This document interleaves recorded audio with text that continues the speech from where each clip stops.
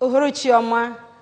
Anyị abịago ọzọ n'oge ihe mmemme anyị bụ Izu Nwanne na-abịara gị kwa Friday ma ọkụ elekere 6 nke uhuruchi n'ụbọchị Friday ọbụla site na onyonyo ABS Television Channel 24, Star Times 113 na Metro Digital 29.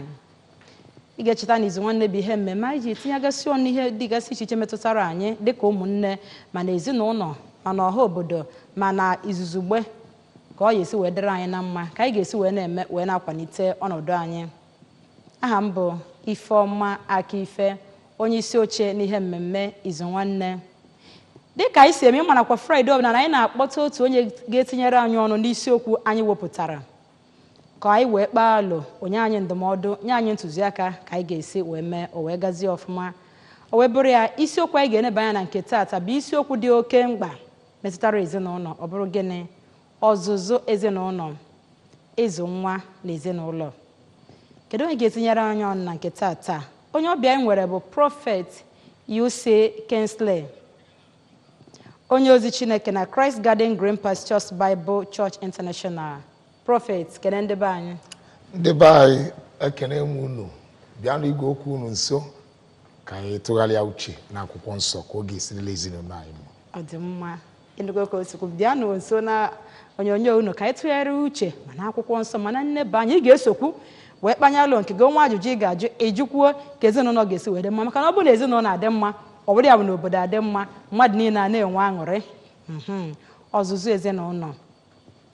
Prophet U.C. Kingsley, kedu ife bụ ịzụ mmadụ? A sị na azụrụ onye azụmọgịnị, kedu ihe nke ama gosipụtala? Ife ọ na-egosi erika bụ ịzụ mmadụ. Nwa ọbụla azụrụ nke ọma maọbụ onye ọbụla azụrụ nke ọma, ọ na-akpa agwa na gburugburu ebe ndị mmadụ nọ, na-akọwara akọwa na-ekwuru ebe o si pụta. Onye ọbụla nọ n'ụkụtụ ga-asị na nwa nwekwara ezigbo ọzụzụ. Onye bụ ịzụ mmadụ. Agwa ya ga-adị iche, nzọụkwụ ya ga-adị iche, okwu ọnụ ya ga-adị iche.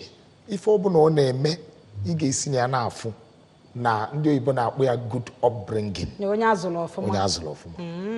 Yes. Akparamagwa ya ga-adị iche, okwu ọnụ ya ga-adị iche, otu o si eme omume ga-adị iche.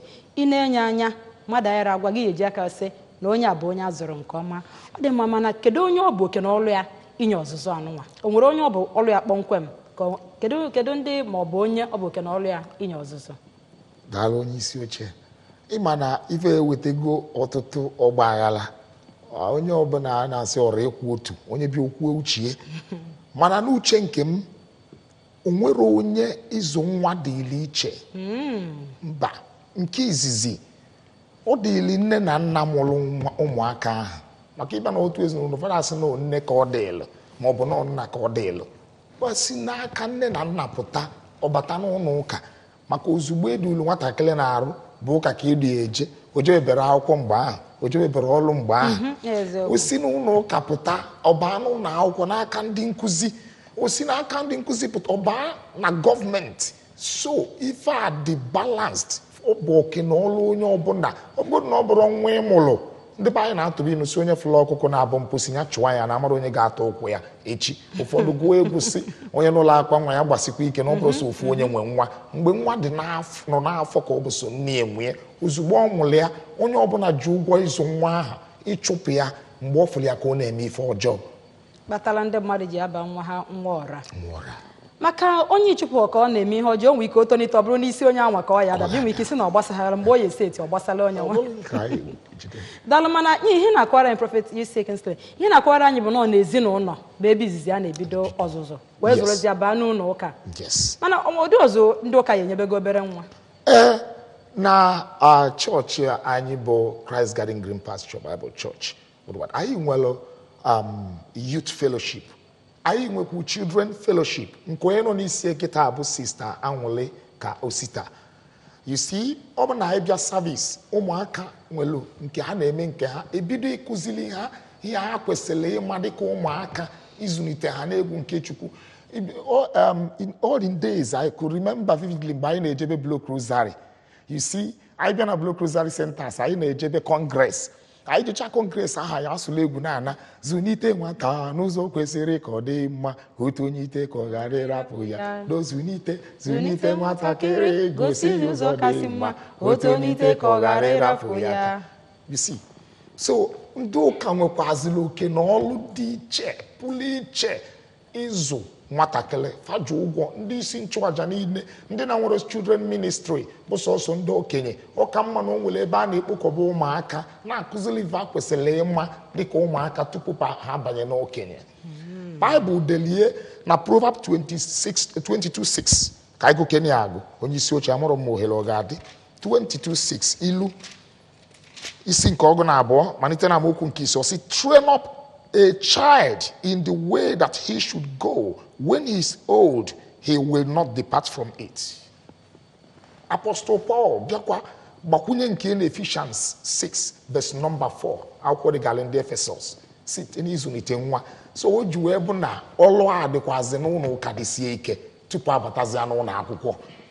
Ọ dị mma ihe niile ịkọwachara anyị kịta Prophet Yose Kingsley abịa n'oge anụnwa maka ị na-ekwu ha nọ na-enezi anya ọ pụtara na nwa mgbe ka amaghị akpọkọ na agụba adịghị nkọ maka na ọtụtụ ụmụaka ugbo anaghịzi asọpụrụ ndị okenye gị na nwatakịrị ya achịalịa ohere egheghe ọnụ ma ọ inyere okenye aka o ma onye nsọpụrụ n'ụzọ ma ụzọ ọbụla dị ka ya sị na awụsazila ya n'ana wee na-asị kedu ndị nsogbu anụnwa si n'aka maka esi na site n'ezinụlọ wee baa n'ụlọ ụka wee baa n'ụlọ akwụkwọ wee baa na mana ọlụ ya kedụzi ndị a ga-asị na ha nwagarịpụrụ n'oke na ọlụ a masị nọ ndị nne na nna nna ana m abụ mmezi ozi ọma banyere okwu anyị na-ekwu taa nsefano ka ndị oyibo si asị ya parental failure ya amaghị eme ndị nne na nna amaghị eme ndị nne na nna ihe a melụ na mgbe nke Eli n'ime ụlọ nsọ ụmụaka welu maka na nne ha na nna ha bụ ndị isi nchụaja na nwere ike ime ihe sọrọ ha.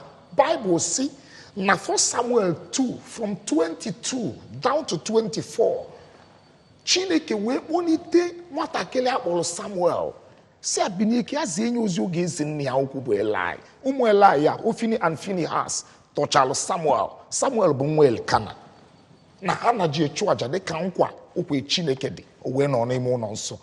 Chineke wee kpọnye ya wee sị na ihe mbibi ga-adakwasị ezinụlọ Eli maka na nna ha fọlala ụmụ ya na-eme mana ukwuro yet Eli dịka fada na verse number 24 and 25 na-agwa ha sa na ụdị report ya na-enweta na ụdịrọ mma. Baịbụl si mana urebe ukwuro ha because abịa n'ime n'ezinụlọ kịta enwere ike nna akụ nwa ife nne revolt against it gosibe nwa aha na nne ya kpọrọ ya asị nwa ahụ ebido mgbe afụtaba nne ya dịka onye ilie nwunye nna ewele echiche nwatakịrị ihe ọ na-amarọ against nne ya kwunye n'obi nwatakịrị ahụ onye bụ na ụfọdụ ọ dị hardly fọ ka ha welite itali pịa nwata mana Baịbụl mechaa nye instruction ịgụọ Proverbs chapter number 13 verse 24 or see he that withholdeth his rod from a child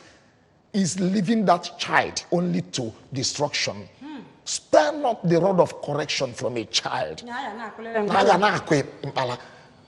Ogakwa na Hebrews 12:7 o si gege na ntị akwa nwa na ebe mgbe ị na-apịa itali ka i wee correct enya nwaki aha itali ahụ nyelie na arụ na atụ na ya egwu maka na ihe ọ ga-adaba na ya ga-akali ube itali na mgbe ọdịnihu ma ewezuga ma ikali ya itali ahụ.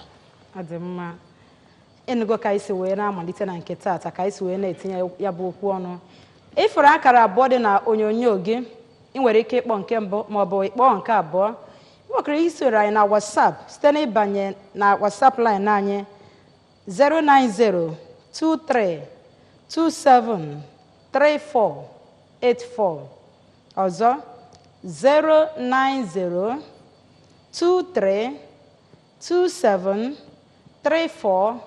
09023273484 maka izitere anyị ozi na WhatsApp line anyị maọbụ ịkpọ anyị n'akara nzikọrịta ozi abụọ ifuru na onyonyo gị ka ị gwa anyị ihe gbasara ọzụzụ nwatakịrị kedu onye ọ bụkarị oke na ọrụ ya ịgwa anyị ma ọ dịghị ka ndị nne na nna na ndị ụka a na-agbani otu fa kwesịrị ịgbani na akparamagwa ụmụaka a na-enwezi n'ime oge a maọbụ ka a ga-esi wee nye aka ka ọnọdụ wee kawanye mma.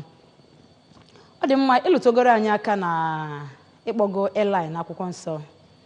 Nwe na-asị nwekwara ndị ọzọ gasịkwa n'akwụkwọ nsọ a nwere ka amahame ha si wee nye nsogbu n'ọdịnihu ụmụazị ha.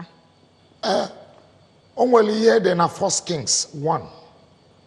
Ihe dị na 1 Kings 1, Bible si na nwa David akpọrọ Adonija nọkata binie pụlụ ịnyịnya ibu, gbube efi, gbube oxen, na-eme pati, na-ekwu na ya abụgola eze.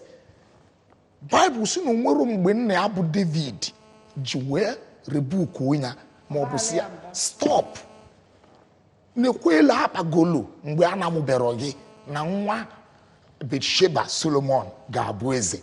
Ọ gwara ya onye butela ọdịda Adonija mechaa lead to his death.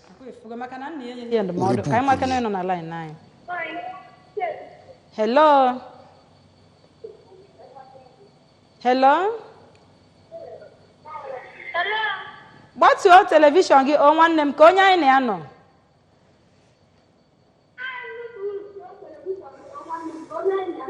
Onye?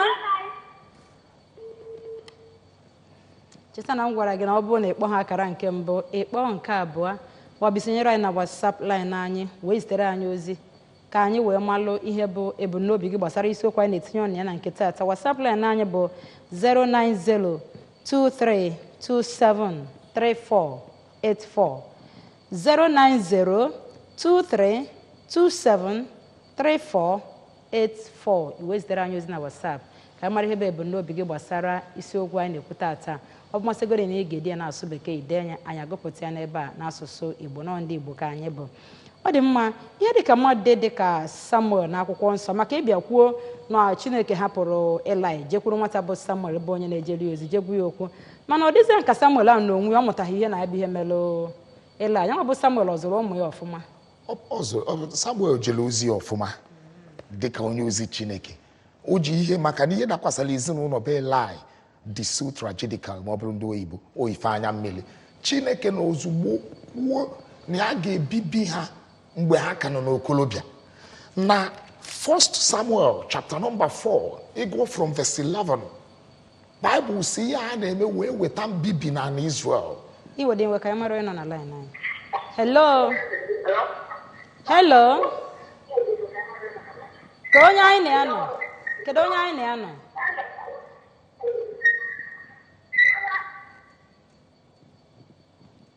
Biko cheta na m gwara gị na WhatsApp line anyị ị nwere ike izitere anyị ozi na ya nọ anyị amalụ ifebe ebumnobi gị gbasara isiokwu anyị na-ekwu taata. Ọ bụrụ na ị chọọ ịkpọ anyị, gbatuo onyonyo gị ọfụma ka anyị wee nwee ike ịnụ ife na-ekwu, gị nwa anụkwa nke anyị na-ekwu, anyị wee nwee ike rite erere anyị kwesịrị ka anyị rite na ịgwarịta onwe anyị okwu. Hello. Hello. Gbatuo onyonyo gị biko. Ọ bụrụ na ị chọọ ịkpọ anyị, gbatuo onyonyo gị ọfụma ka anyị wee bụrụkwanụ ihe kwuru ka anyị na-eme, ka oge anyị ghara ị na-aga n'efu. Hello. Hello. Kedu onye anyị na-anọ? Anyị na-anụ olu gị. Kedu onye anyị na-anọ? Pụta na jete aka na TV gị, kpọnwụgo ebe TV gị nọ ka anyị nụ ife ị na-ekwu. Biko ọ dị anyị nwute ị ga-akpaghachikwa anyị ka anyị wee nwee ike na-anụ ife ị na-ekwu. Ọ na-enye anyị ụzọ o sighi anyị n'aka. Ọ bụrụ na ị chọọ ịkpọ, ịgbatuo telivishọn gị ọfụma ma ọ ikpoghe hụ gị anya jete aka n'ebe ọ dị, ọ ya bụ ị na-ekwu okwu ka anyị wee na-anụ ife ị na-ekwu, maka ọ dị ka ọ dịzị ka nna nọ na be onye anụnwa onu m na-ada n'ebe ahụ. Ị ka mebeghị ihe anyị gwara gị nwanne m. Hello. Kedu onye anyị na-anọ? Gbatuo telivishọn gị. Kedu onye anyị na-anọ? Esighị anyị n'aka. Biko ọ bụrụ na ịkpọ ọ gara ịkpọghachi anyị ọzọ. Cheta na WhatsApp line anyị dịkwa maka gị nwa isonyere anyị site na WhatsApp wee tinyere anyị ọnụ okwu nke tata maka na okwu dị oke mkpa. Ekene gị ka onye anyị nọ biye. Kedu onye anyị na-anọ? Biko anyị ga-adọbi ya n'ebe a ka anyị wee nwee ike inweta ọnụ mmiri okwu ma ndị ọkachamara ma ndị ọzọ anyị gbara ajụjụ gbasara ihe metụtara ọzụzụ nwa anyị chiata anyị na-agakwa n'iru. Okenye bido ezinụlọ adọrọzi otu o kwesịrị ka ọ dị. Ọ na-abụ ndị nne anyị na-agba ọgụ nwere nne ọ pụtazie ụmụazị echezie na otu a nne ha si wee chee bụ otu ha kwesịrị ka ha na-akpa agwa. O nwerezi onye nne na-anọdụ ana gwa nwa ha na otu ị ga-esi na-eme ihe ma ọ hafụkwa nwa ha ka ọ na-eme ihe a dọrọ mma asị ya nna imezina ihe a ife onye tọọ gị kene ya ma ọ etinye ya ihe si ya ngwa kene ya ọ na-aza adị kada ma ịbịa si nwa ka ihe jiri kene m bara ya mba nne ya chọọ gị ọgụ. So anyị nwebụ ụmụ nwaanyị kwesịrị ka anyị tinye anya n'ụlọ ọ bụ ihe ego abụrụ ihe niile ọ ya bụ na ị na-anya n'obodo ihe niile na-agasa agasa maka ezinụlọ gasala agasa.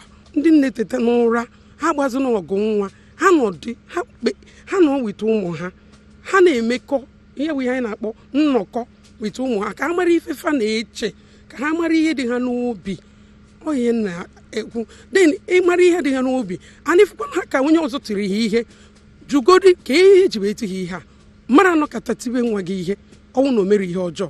Nwa bụ nwa ọra niile ọ bụrụ sọ gị mụ o mebiri anyị niile ọdụmma fọ anyị niile onwezina onye ha ga-achọ ka onye ha ndụmọdụ aṅụrụ ihe a na-aga ịna-anya n'obodo ifude ọghọm ka nkụ ọya ka anyị ji asị biko anyị bụ nne ka anyị na-achịta azụ mee ihe Chineke kpọrọ anyị okwu ka anyị mee ka anyị chịkọta onye rapụ ụmụ ya ọ gasa anụ nwa ọbụla agasa anụ wee nuisance to the society. Sorry, ana m adụ ha ọdụ ịpụta ụwa iche echiche kedu ihe ịchọ ịbụ n'ụwa ọ bụrụ ịchọ ịbụ onye ga-enyere obodo aka ka ịchọ ịbụ onye a ga-awụ na-anụ afịa na ụdị ọzọ.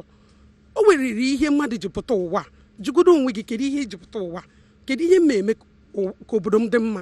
Ọ bụrụ akpọ afọ ịtọ akpọta afa gị n'ihe dị njọ jụgodo onwe gị ajụjụ ị bịara ụwa ime ihe dị njọ ka ị bịara ụwa ime ihe ka obodo anụnwa ka ị rapụ ụlọ ụmụ nke gị nwa ga-amụ ka ha dị mma.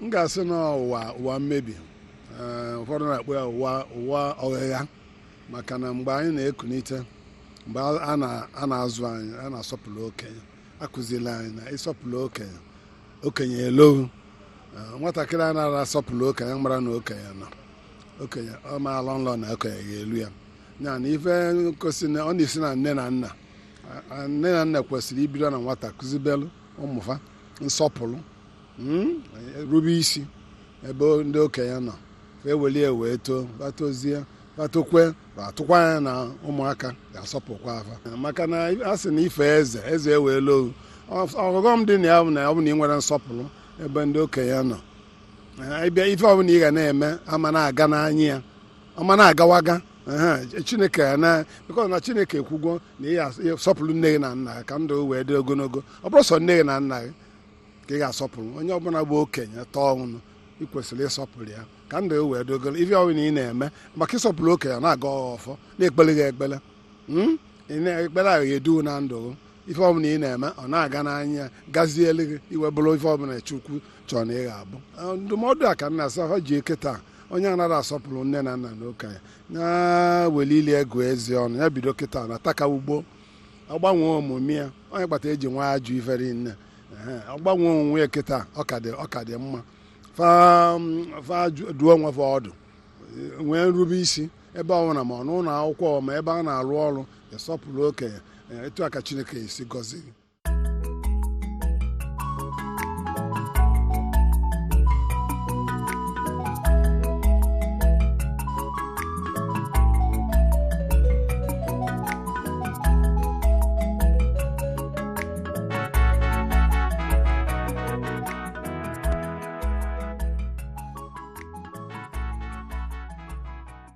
ọ bụrụ ugbu a ka ị malitere isonyere anyị ọ bụ n'ihe mmemme anyị bụ Izu Nwanne site n'ụlọ mgbasa ozi onyonyo ABS telivishọn ka o si wee na-erutere gị dịka m si wee gwa gị ha na-etinye ọnụ ya na nke taata bụ ọzụzụ ezinụlọ ịzụ ụmụaka na ezinụlọ. Kedu onye ọ bụ oke na ọlụ ya?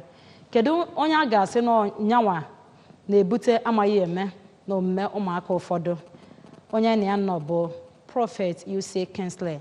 Prophet UC Kingsley, o nwere onye nwaanyị nke mbụ kwuru okwu na ndị ajụrụ ajụjụ n'ezi. O wee sị na ọtụtụ ndị nne, kedu ife o ji bụrụ na ndị nne, ọkpọ dị ndị nna ma ọkpọ nọọsụ na ndị nne, na o nwere ndị nne na-agbara ụmụ ha ọgụ hinne, ọsọ ndị nne na-agba ọgụ nwa, nna ọ dị agba ọgụ nwa. Ihe eji dịka ọsọ ndị nne bụ na ndị nne na-adịkarị very close and related to their children. Mostly onye nna nwere ike dị busy in one thing or the other. Ndị nne na-adịkarị vananọkarị closer to their children. Mgbe ọ bụ na ịfụrụ nwaanyị, ị ga-afụlele nwa mostly. You see, ọ bụrụ na ada afọ kafa na ndị nna. Mana ihe ọ bụla banyere nwa bụ nne ga-ebu ụzọ gaa forward. O nwere ihe mee na Genesis chapter 25 ebe nwaanyị mụrụ ụmụaka na-abụ, mana fa na-abụbụ ejima. Bible sị na ụmụaka na-abụ abụ dị na-anụ ọgụ n'afọ ya. Ọ bụla Esau and Jacob, mama ha jejuo Chukwu ese, Chukwu si ya na o nwere 2 nations, ebu mba na-abụ nọ n'afọ ya, mana ka ọ rapụ ibe ife iju anya nye na nke okenye ga-emecha agba odibo nye nke obele. Ozugbo a mụrụ fa, nnefe mụfa dịka ụmụaka ya, ụbịazi abụlụ ịfụnanya o nwere nyefe karịa Jacob. Mee na o so na the brain dị behind itisa ụmụnne na-aba into 2. Nne ha so wee bute ya. Yes. Utisala ụmụaka na-aba into 2. Ha bido na nwa wee nwee discrimination, which is very, very bad. Nne kwesịrị ọmụ ụmụaka ọ dịtụ forward n'ebe onye anọ ma ọ bụ n'ebe onye anọ. Ọ bụ na Chineke na-emecha ka ndị nne mara ihe ụmụaka ha ga-abụ, ịfụ na ndị nne ga na-anọ n'iru ụfọdụ ụmụaka ha kwa ha na ndụ. Yes, they can do it. Nke ọfụrụ n'anya. Ọ mara na nke a enwere ihe oge eweta nye echi, you are in trouble. Mụrụ ha niile no. Yet, onye a na-akpọ Rebecca mụrụ ụmụaka na-aba. Yet, only all the other one, ma ọ bụrụ ndị solo oyibo nunye n'izu nwanne ya ori. O si ugbo na-anata na-asị nwanne ya biko na agụụ na-agụ ya nwere ife o si ka ya lie nwanne ya si assign ọlụ m your birthright tupu nkwunye gị ibe m na-esi kịta. Hello. Hello.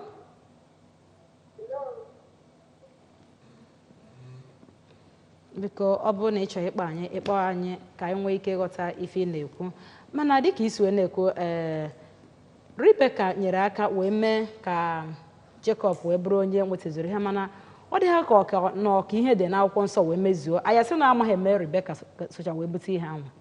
Yes, Rebecca kwesịrị ịhapụrụ ya nature ejila aka ya take a place, but ọ bịaziri nyebezielu nature aka maka na ngọzi ya o believe go na ọ bụ na ebless ya ịsọ ikekwe na ya Jacob ama abụsịzi ihe ahụ ọ nụrụ mgbe ahụ o chefuo na ihe mmadụ ga-abụ na ọ ga-abụlili ya weda ma inyere aka maka just like ya na-ekwu izo nwa ndị nne zocha ndị ụka nwa nke ha, ndị gọọmenti anwa nke ha, ndị nkụzi anwa nke ha, ọfọzialụ Chineke bụ nke fọrọ afọ. Yes. So na ọ dị mma, mana asị m ka njụọ gị Prophet UC Kingsley, kedu elele dịgasị iche iche dị na nwa zụrụ ọfụma, kedu ntaramahụhụ dị anọ maka ihe dị kịta ka ndị ịlụtụrụ aka nne ha mee nke nwa, kedu ntaramahụhụ dịrị onye azụrụ ụmụ ya ọfụma, kedu elele dịrị onye zụrụ ụmụ ya ọfụma? Ọ dị ntaramahụhụ dị erika. Eli tabara afọ nke ya ozugbo. Ụfọdụ ndị ị ga-anọkọta ịnụ na nwatakịrị welitere aka tie nne ma ọ bụ tie nne ya, ịsachi ya ọfụma, ọ bụ na ọ bụrụ nna ya metara ihe ahụ ma nne ịmasị a na-aka ekwensu ma ọ bụ mmadụ balụ n'ime, mana ọ ga-adịrue inweta nke aka mmadụ dị maka onye ọbụla na-eme ọfụma Chineke na-anọnyere ya. Then you see ọghọm sie taa anyị ncha na-ata ahụfụ ya ịbata n'ọka kịta kọt eju ebe niile. Ọkwa ụmụaka mmadụ ndị agbagbugoro agbagbu, ụmụaka mmadụ ndị aka ga-egbu egbu, ụmụaka mmadụ. Ịba na secondary schools ịpụta ife ụmụaka yiri school uniform akwụghalị n'ụzọ, mana enwe very few nọ n'ime ụlọ akwụkwọ face their studies. So kedu onye aya atọ ụta maka nke a ga-ebugodo ụzọ taa nne na nna ụta first. mana nne na nna esoro na-ejebe akwụkwọ onwe ike ọ bụrụ na azụchara ezigbote ọzọ Ihe o bu gekwa m ntị. hello hello na-aga n'iru Ụfọdụ ada anọkata baa na rum ụmụaka ha cheki iru ma ha. Ụfọdụ ada eje na akpa ụmụaka ha ji eje akwụkwọ ma akwụkwọ ahụ zikwala ezumike igwe egbe n'ime akpa akwụkwọ ahụ bubata n'ụlọ. Ụfọdụ enene nụrụ akwụkwọ ụmụaka ha siesta wee gwụ ka ama onwekwala ebe ama aka igudu na ebe ama akele bad. Ama m mgbe anyị na-agụ primary school somebody mụ na ya na-anọ n'oche bụ opụta okpudo iru n'oche iche na ogwele ife ọ na-ede apasịrị akwụkwọ sachikwu nke iti na o nwere ife ọ na-ede tata ọ na-eme ya effect till today because anyị nchapụ the same mate. hello hello hello mana ọdụ ụtọ na ndị nwunye na-amụ ya nwa ebe na-akwa nwa anwụ na just like onye kwuru okwu na isi nwatakịrị na okenere gị nne ya atụgharị asị gị ọ gị mụtali ya ọ gị ga-azụli anya ilukwe n'ụlọ akwụkwọ ife onye nkụzi nwekwara ike pịa nwatakịrị ịtalị ma mụ ya fịa ọgọdụ n'okwu jọgụ papa ya ka ọkụwa pọmp akshọn oge ji gbagbuo onye nkụzi echi niile onye isi onye nkụzi mba ọsị mba ka hapụ igbu ya ka ya lụọ ọlụ Igbo ya bịa na ka ya bịa ka ya na ka ya zụsịda ndị nke ya. You see it utinyego that fear n'ebe onye nkụzi nọ nwatakịrị ahụ ihe o metazialụ ya melu echekwa ime nne ya aka n'ọnụ ọzọrọ onwe ya nna ya azọrọ onwe ya onye ka a ga-hold responsible. Ifu na anyị nwa we are the architects of our problems. All these things in a society today bido from home. Bible si na ifuru nwa ya n'anya mgbe ọbụla iwele ịtala ị ga-apịa nwa gị zoro a na-azụ gị na ifuru ya na anụ mgbe a ka ịkpọrọ ya nke bụ asị. Anyị na-akụkọ ya n'egwu mgbe anyị pere mpe onye nne ya na-abalụ mba nye ewe n'iwe na onye afọ n'anya ka a na-abalụ mba.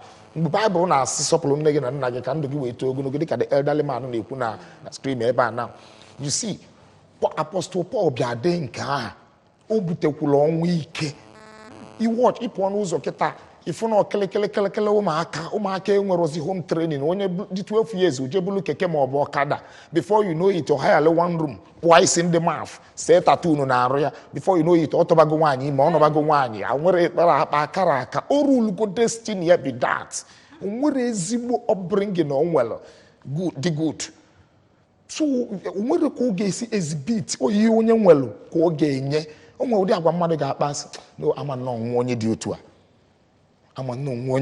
without being told. So you see, if ojidi can or they call very, very close, most often, onye nne na nwere time, all ya ka olu dị so congested, wesili ine lu anya n'ụlọ. In my own house, mmeji aka mmalụ mgbe arụ ọkụ level nwa m ụfọdụ ndị ụka na-abụ na-asị this man kemgbe o ji enwe chance maka onwe nwunye m asị ha na onye a ga-agụ ya na nwa na-arụ adị ọzọkwa ya cheki nwa maka ọtụtụ ndị wa na-asị gị nne ọ bụrụ eziokwu adị mana ndị Igbo si na nkịta nwaanyị zụrụ na-ekpoli ya na-arapụchalụ nwaanyị ịzụ nwere ya bụ na ife emebi ọma wọk na-abata kịta ụmụaka m atụ egwu nke ọbụla ha napụtụrụ na ọ dị egwu aba onye ọbụla na-agbaghalị ozugbo still they knew that I loved them. But that thing happens if I hate it mostly but because I didn't make but if I ever talk to you, you will hate yourself. So he gave you the back for weeks. So you better do that in a major happy. You see? So nwelu yara agbamokwulu anara akọrọ enwe kolia. Ụfọdụ asị na ma kaligate me ife. Bible mecha kwuo na Deuteronomy 8 from verse 5. And the 2 Samuel chapter 7 from verse number 2 and 14. Ukwuluokwu asị na gị nwa bụ okenye mefie na nya bụ Chineke ga-eti otu anyị furu isi ti ụmụaka ịtalị na ya ga-esi ụzọ ọzọ tie gị na-afọ apịa na arụ gị. You see to that. So nwere onye Jesus Christ ba Jerusalem fụ na ndị okenye nwe rapụzikwa ụlọ ụka na ezuzu ezu wele osisi o jiri ibe na osisi na-apịa everybody one by one. Na-apịa everybody ujibu na ama arapụ nata ịpịa nwatakịrị osisi to correct arụ na anụkalị ntị ife n'ime ọgbara ọfụ n'ụwa anyị nọzi kịta n'ime ọgbọ mmepe anyị nọzi na ya otu ndị na-afụtazi ịkọ ụmụazị ụtalị dịka ndị amaha nke ekwe na-akọ ọ nkwụ ndị nne na nna ya gwa gị ihe dịka na ụlọ akwụkwọ n'onye ga-asị gị gị akụkọ na nwa ya ụtalị na ya chọrọ na ya dị akọ gị akụkụ n'elie nwa ya nna nna dị otu maka a sị na nwa mara ihe na-eme ka nna ya ṅụrị ọṅụ na nwata dị nzuzu bụ iru uju nne ya mgbe na-asị kedu ka nwatakịrị dị nzuzu ga-esi wee bụ iru uju nne ya mana nke mara ife ga-eme ka nna ya ṅụrị ọṅụ ọ bụrụ nne na nna ya ṅụrị ọṅụ ma ọ lụkwa uju mgbe nwa ha na-emeta ma mgbe ọ naghị emeta ọ ka Bible si die na Proverbs 29 you see nji wee gwa gị na nne ga-eketakarị oke ihe ụfụ ya ga-aka n'ihe ọbụla nwa ya metal na ọnya bụ ya n'afọ alịa ka ọ nwụrụ nne ife jikọ ele jikọ nwa na nne the more solid karịa ihe jikọ ọnya na nne ya na-agbanyekwa na ọbala nne ya ka ọ bụ Bible delie Chineke afụ gị elia even mgbe onye ama bụchara mmasị na nne m uje eso na mma ya ga-amawe ya obi yes so nne ga-aka n'ofu ya ụbọchị oluelu nke a bụ iwu ya nke a bụ ka okpu ka ebe ndị nna anyị teta n'ụla ka uche anyị dị ya maka na ọ bụrụ na o seti eme gwacha ndị nwa ịmanụ nne ga-akwa akwa dị na ya mana o nwere oge ụfọdụ nne na nna agbakwa mbọ dịka nne na nna ọzụcha ụmụaka kụnye ha ezigbote akparamagwa tinyekwa ha ụkwụ na ụzọ ị na-eme ezigbote omume mana nwa mechazie otonite ndị be anya sị na onye nwa bụ awụ igo na o tochara kọtọpụzi aka n'osisi nwa tonitezie ọ na-esogbukwa ndị be ha na-eje mmụọ na-eje ma ekpere ma ihe ndị ọzọ mana oluzie ka o toniteziri ọ gharịpụ sobezie ndị ajọ otu ma ọ bụ ndị na-eme akparamagwa dịgasị iche iche mgbe na-asị ka njụọ gị ọ bụ na ichighata ị ga-etinyere anyị ọnụ na ya bụ okwu kedu ihe na-akpata na ụmụazị na abụ ha nọkọta ha agharịpụgharịzi iso ụzọ e nyere ha anyị ga-adọbiri ka anyị zigadigo ozi ichighata azụ anyị na-agakwa n'iru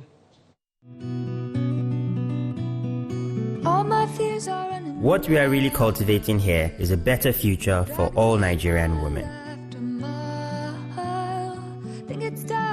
And it's not always easy. Panadol Extra relieves headache, backache, joint pain, toothache, and menstrual pain. The pain is worth it.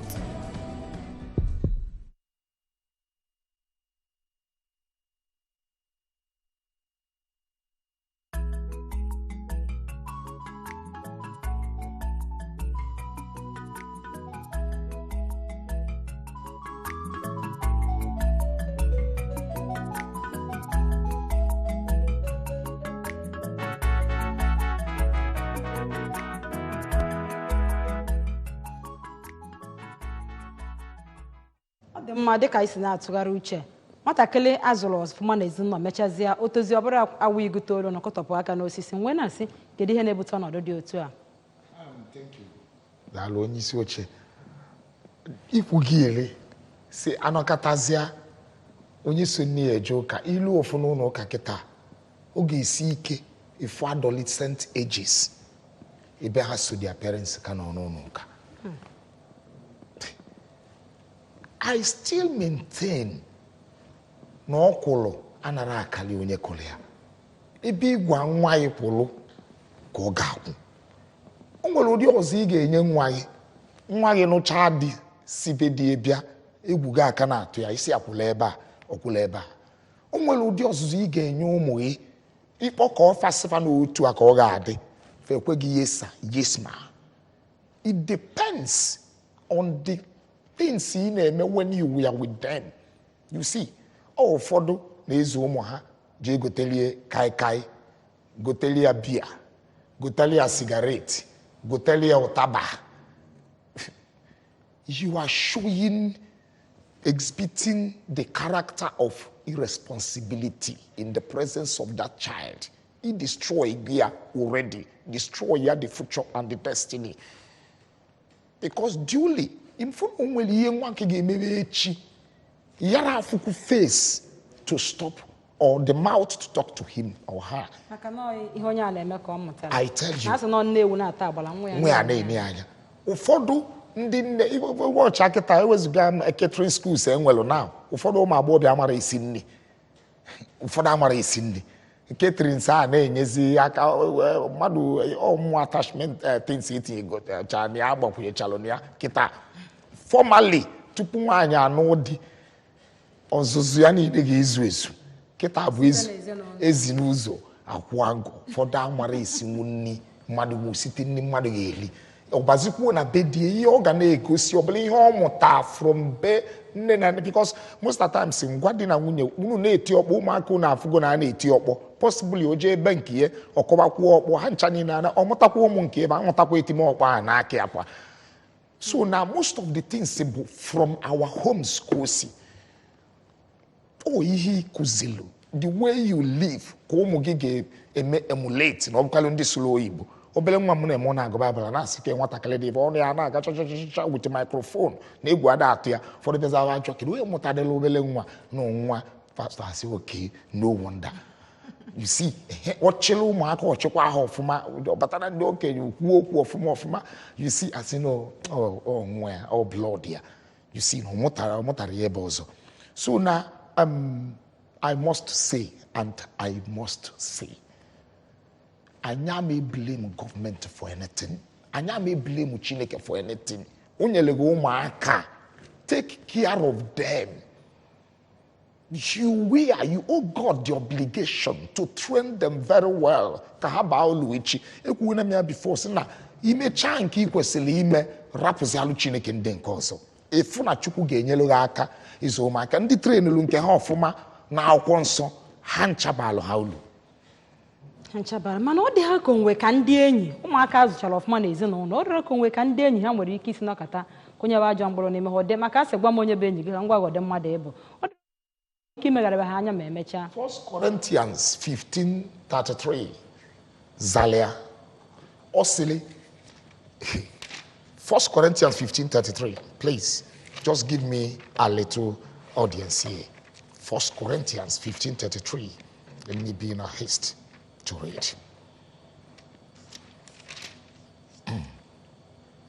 Or see, be not deceived. Evil communications corrupt good characters and manners. Yes, even Bible, even the people of old saw it.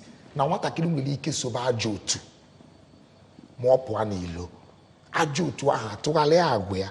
Olu gị ka ọ bụkwa ịma na agwa nwa gị agbanwego you must know mgbe agwa nwa gị gbanwelụ nwa gị na-anata by 6 nataba by 7 you did not caution him or her ọzọ nataba by 8 before you know it ọ nata by 9 ọ natazi akpụdo iru narị na-akpụo isori ya ụfọdụ ibukwu elefu ụzọ na-akpụ ime ama ma ụmụaka gị ọ na-akpụte ma ha na-akpụterọ o nwere ụfọdụ fa na-enete na onyonyo a na-enene ịrapụla ụmụazị ife na wụsala ha films movies ifo a na-awon ma onye na-adụrụ onye dị below 18 years awọchịkwana ya ụmụaka achịla anya wunye n'ime edechala m ife banyere ekpele sometime ago maka asa na emere deliverance on Saturday nkechalụ ndị mmadụ ekpele before ndị prayer warriors abịa kpere ekpechazi amụnwa abịa mechie enyi emechie obele nwatakịrị ihe ọ na-agụ n'egwu bụ how I remember the music ọ nọ na-agụ because ọ nụ ka onye ọbụla na-ekwu ukwe anyị abịawa onye ọbụla nya nwekwa ekwuo nke ya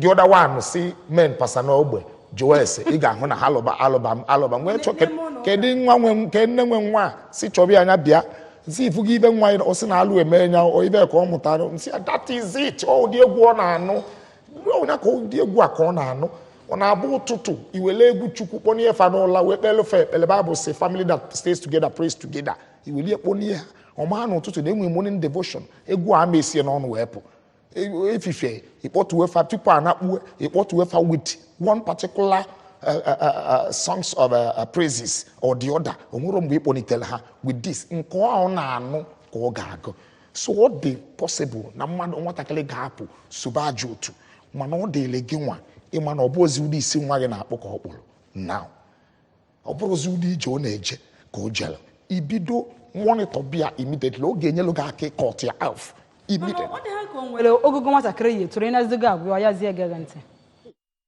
Mommy, like I said before, ọ dipendelo ọ dabelo na ka isi bido ọzụzụ ahụ ọ dabelo na ka isi bido ọzụzụ ahụ ọ ka nwere ndị bụ grandfather today yet ụmụ ha ahụ bụchago family men and women nke lute papa ya ma mama ya sị ya no otu aka ọ ga-adị ọkwa yes ma and otu ahụ ka ọ ga-eme igwe ọsị gị na my dad told me my mom said it like this. Do you get me? So who dependelo when ndị zụchara ụmụaka ha ebe ha kwụkwa ụmụaka ha kwụ, they will never deviate from it. Nwelu ndị bụ na ekwensu ekpebigo na a ga-eji nwa a ta nne nwụrụ ya afụfụ ma ọ bụ nna nwụrụ ya afụfụ, iwezi elu prayer sobie na onwere ihe Chineke napụrụ ime. Mgbe Chineke chọrọ ịpunish David, o yuzuru nwa ya bụ Absalom or chụpụ ya from the palace.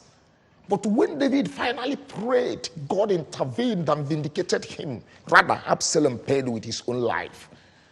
Under Ahithophel and others. In 2 Samuel, from chapter number 15, 16, 17, and 18. You see, so Chineke chole punish David, use somewhere.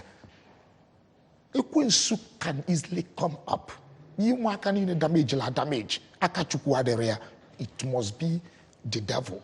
But I must 60% of the failures are but the parents, parental failure. Yes. Where you want to outside, as you don't know somewhere. So I hope I give you good uso. Follow be our foundation. And you see, DVC. You see. So now, go to na joy duly. Iga makwa no pona from the track. Iko gachiti. Bible na incha na agatafu dị ka atụlụma na ya na-akpọchitekwa anyị azụ. Ụfọdụ nwere ebe Chineke kwuru okwu na site n'ọnụ onye ama Aịzaya na onye ọbụla kpafu tinye isi n'ụzọ nke dị ya mma. Ụfọdụ ndị nne na nna anyị achọkwara ịsọpụrụ Chukwu etinyekwu onye na ụmụaka ga-ama asọpụzịrị ya. Yes, God can still do it. Ụfọdụ na-eme isi na Chineke si ọsị get away onye bụkwa dị Chukwu nwasef. Ọkaife ọkwa mmadụ delie. Onye ebutela onwe another curse and destruction. Chineke nwere ike kwesị na ime asọpụrụ onye nwa bụ Chukwu ka gị osi na ụmụaka gị taba gị afụfụ. Yes. Daalụ nne Prophet U.C. Kingsley nke Christ Garden Green Pastures Bible Church International. Daalụ maka ịbịa sonyere anyị n'izu nwanne nke taata wee nye anyị ezigbo nkọwa n'ihe gbasara ọzụzụ nwa n'ezinụlọ.